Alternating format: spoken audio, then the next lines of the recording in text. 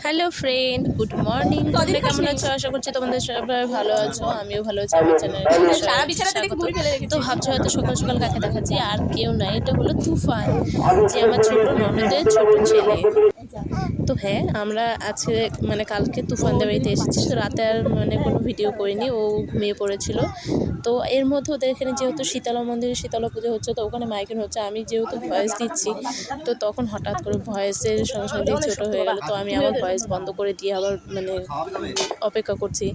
তো তারপরে দেখছি মাঝে মাঝে ঘটনা। তো যেহেতু শীতলা পুজো, তাই শীতল পান্তা খেতে হবে। তো আগের দিনই রাতে রান্না করে রেখেছে। তো আর আগের দিনই চা বানিয়ে ফ্লাক্সে রেখে দিয়েছিলাম। তো ওটাই আমরা খেয়েছি সকালে। আর তখন আমাদের গামলাটা নিয়ে, তো বন্ধুরা চা ফা খেয়ে স্নান টান সেরে বেরিয়ে পড়েছি মন্দির প্রাঙ্গণের উদ্দেশ্যে। কারণ কি, মন্দির ওদের বাড়ি থেকে 1 মিনিটও লাগে না। আর খুব এই মাইকটা আমাকে আজকে ডিস্টার্ব করছে ভয়েস দিতে গিয়ে। তো চলো, বেরিয়েই চলে এসেছি। একটা মোড় ঘুরতে না ঘুরতে ওদের মন্দির, তো মন্দিরে চলে এসেছি। চলো তোমাদের ভেতরে ঠাকুরকে দেখাবো। ভেতরে যেতে পারবো না, যেহেতু আমাদের কালো চোখ রয়েছে। তো বাইরে থেকে যতটা পারবো ততটা চেষ্টা করবো দেখানো তোমাদেরকে। তো চলো দেখাই। দেখো, সব বাচ্চারা মিলে আড্ডা দিচ্ছে। সেটাই আমরা ভাবতাম যে দুর্গাপুজোর সময় আমরা যখন ছোটো ছিলাম তখন সবাই মিলে এরকম আড্ডা দিতাম, আর খুব মজা হতো। এই দেখো মা শীতলা, প্রণামীয় মা। তো আমি মন্দির যেতে পারবো না, কারণ তোমরা সবাই জানো আমার ঠাকুমা শাশুড়ি মারা গেছে। তো আমাদের গায়ে কালো দোষ হয়েছে, তাই আমরা মন্দিরে ঢুকিনি। বাইরে থেকে যতটা পেরেছি ততটা করে তারপর পুজো করেছি। আর কাউকে দিয়ে ফলো পাঠায়নি, কারণ কি আমাদের সঙ্গে অভ্যস্ত, আমাদের কোনো কারো দোষ থাকে।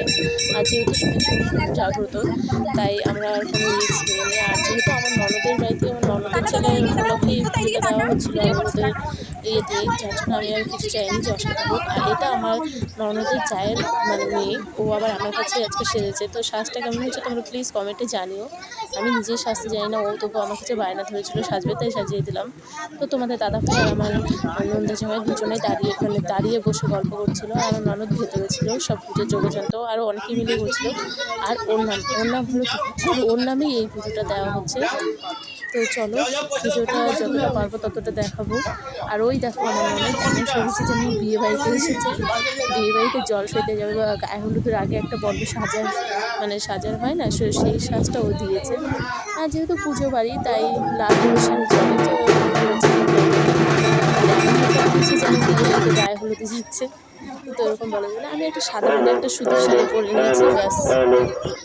তো আমি ভিডিও করতে করতে আবার ভাবলাম দিয়ে দাদা ভাইয়ের সঙ্গে ছবি তুলে নিই। তো ছবি টবি তুলে ভিডিও করে বাড়িতে চলে এলাম। তো ওদের এখানে নাকি কুলো বের করে। তো আজকে আমার ননদের বাড়িতে লাস্ট দিন, তো ওদের বাড়িতে চলে এসেছে। ওদের আগে ওর বড় জায়ের ঘরে ঢুকলো, সেখানে আগে পুজো কী করবে, নিয়ম নিষ্ঠা করবে। তো আমরা ঢুকতে পারবো না, আমি ঢুকবো না আর কি, ইচ্ছে করেই ঢুকবো না। আমাদের যেহেতু কালো চোখ আর যেহেতু জাগ্রত মন্দির, যার জন্য আর ঢুকবো না। আর লোকে বলে তারপর আমার ননদের ঘরে ঢুকবে। তো তারপর নাকি এইগুলো পুজো হয়ে যাওয়ার পর ঠান্ডা করতে হবে, ঠান্ডা করে তারপর পুজো শেষ। প্রায় সন্ধে হয়ে যাবে পুজোটা শেষ করতে করতে। তো ভাবছি কী করবো, অনেক কাজ ছিল বাড়িতে, সেগুলো সামনে নিলাম। আজকে আমাকে ভয়েস দিতে আমার এত সমস্যা হচ্ছে। একে তো এখানে সেই মাইক ফাইক লাগিয়েছে, সেটা সমস্যা হচ্ছে। আর এত প্লেন বারবার যাতায়াত করছে, সেটাও সমস্যা হচ্ছে। এই দেখো আবার বলতে বলতে হয়ে গেছে। তো বন্ধুরা দেখো, বড় ঘরে পুজো হয়ে গেছে, ছোটো ঘরে পুজো করে বেরিয়ে গেল। তো বন্ধুরা আজকে আর ভয়েস দিয়েছি। যদি ভিডিওটা লাইক কমেন্ট শেয়ার করে দিও, চ্যানেলটা দেখো।